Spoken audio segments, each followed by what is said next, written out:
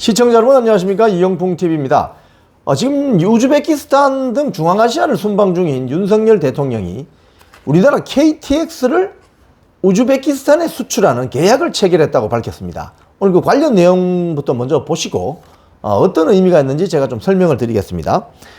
현대로템이죠. 현대로템이 창원에 있는 공장인데 거기서 방산 관련 뭐 전차 이런 것도 만드는 회사입니다. 대단한 회사죠. 현대로템이 우즈베키스탄 철도공사와 약 2,700억 원 규모의 KTX 이음 수출 계약을 체결했다고 현지에서 밝혔습니다. 현대로템과 우즈베키스탄 철도공사 사장은 우즈베키스탄 수도 타슈켄트에서 윤석열 대통령과 우즈벡 미르지오예프 대통령이 지켜보는 가운데 KTX 이음 42량 수출 계약서에 서명했습니다.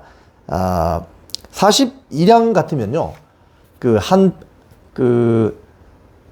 KTX 한 편 한 3편에서 4편쯤 됩니다. 자, 그래서, 지금, 현지에서, 전해지는 소식을 보면 약 규모는 2,700억 원 규모고,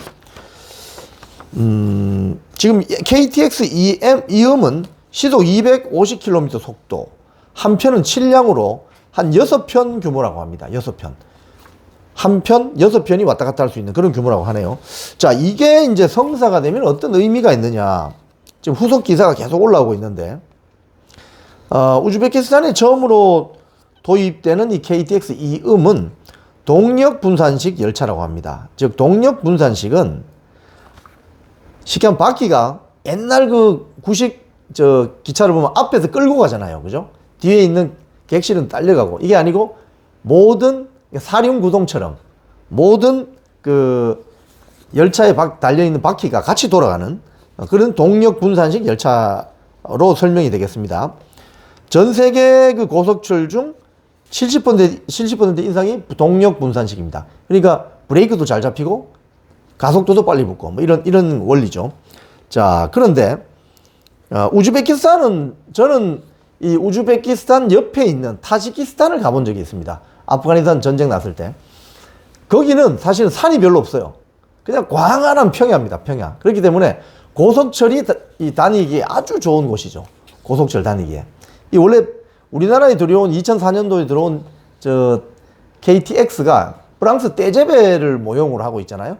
프랑스도 이게 산이 별로 없고 평지잖아요. 그래서 고속철도가 되는데 우리나라에 들어와서 이제 KTX 이음까지 오게 됐습니다. 자, 이번 그 고속철, 우즈베키스탄에 수출되는 고속철 차량은 현지 철도 환경에 맞게 설계됐습니다. 즉, 그 바퀴 있잖아요. 철도 차량 바퀴. 광계를 사용합니다. 우리 한국보다 더 넓은, 우리가 한국의 표준 궤는 1435mm인데 우즈베키스탄은 그게 원래 옛날 사회주의 국가잖아요. 넓습니다. 이게 더 1520mm 광계를 사용하는 만큼 거기에 맞추어서 조립이 되어서 간다. 그리고 차량 내에는 승하차용 계단도 설치된다. 우즈베키스탄의 역사 플랫폼 높이가 좀 낮답니다. 그래서 거기에 맞추어서 설치되고, 고속철 차량은 지금 우즈베키스탄 수도 타슈켄트에서 부하라까지 590km 구간, 그 다음에 개통 예정인 부하라에서 히바까지 430km 구간, 또 미스켄에서 누쿠스까지 196km 구간 등 1216km 구간. 이 우즈베키스탄이 넓어요, 아주. 그러니까 우리나라가 지금 서울역에서 부산역까지 뭐 킬로수로 따지면 거의 한 400km 봤을 때 지금 총 1216km니까 한 3배 정도 더 넓죠. 갈 수 있는 거리가. 자, 그렇게 되면은 한반도 면적의 약 2배 면적에 달하는 이 우즈베키스탄에서 고속철이 싱싱 달리게 되겠습니다. 자, 수출되는 고속철 차량은요, 2017년 4월에 1편성이 들어간다고 합니다. 1편성이 처음으로 운행에 들어간다고 합니다. 그래서 현대로템은 올 가을부터 차량 설계를 하고 한 1년 반 정도 생산을 진행한 뒤에 2017년 9월까지 6편성, 그러니까 6편성을 공급할 예정이라고 합니다. 자, 이번 공급 계약은 한국 고속철 역사의 시발점인 1992년 경부고속철도 건설 착수 32년 만에 이루어졌어요. 그리고 한국에 KTX가 들어온 게 2004년이거든요.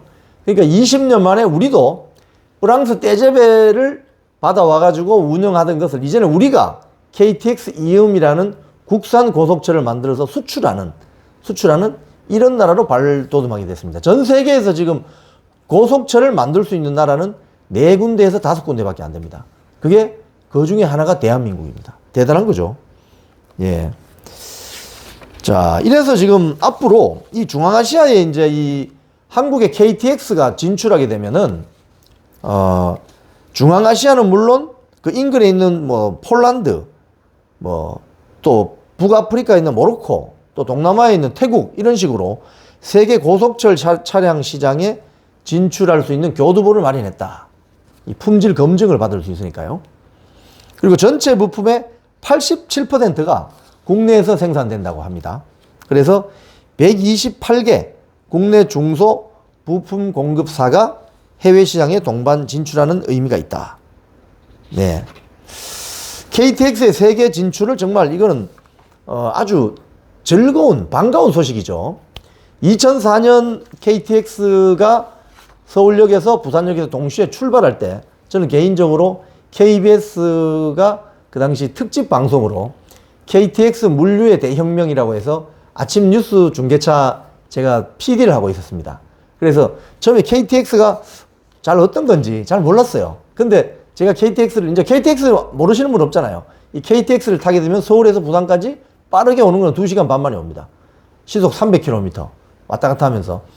아마 우리 대한민국 국민들의 삶을 바꾸어 놓은 교통수단이 KTX죠. 그렇기 때문에 이 KTX는 그동안 20년 동안 대한민국 국토를 여러 군데 다니면서 뭐 경부선, 뭐 호남선, 이제 뭐 강원도까지 가고 뭐 다니면서 기술이 엄청나게 축적된 겁니다.